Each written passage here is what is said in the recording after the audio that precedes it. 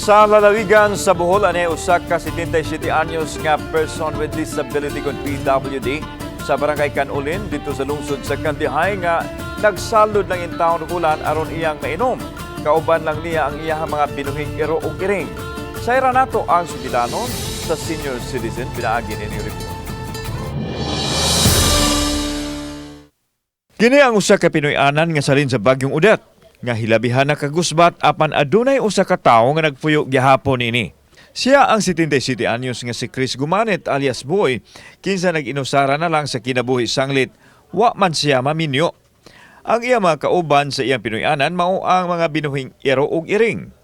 Dihang baskog pa siya kaniadto, nagtikad siya og yuta apan naprinda na usab sa gamayng kantidad nga mao'y gikuha-kuhaan sa iyang gastuhan sa pagpuyo.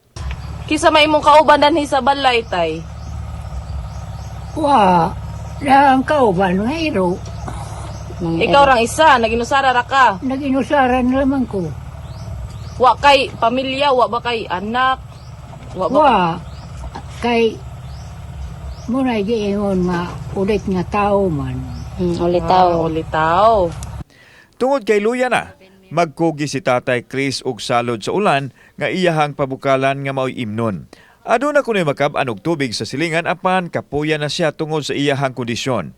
Dili na sa makakita ang pikas niyang mata. Sa iyahang kalisdana, naglaom si Tatay Chris nga dunay mutabang sa pagpaayos iyang balay nga gigusbat sa katalagman. Nangadyo ko kuan pakitabang nga tagaan ko Materials ana materialis para sa imong balay no. para sa bahay. Kauban si Cleofer Lumaya, ako si Alan Domingo. Balitag, Bisdak.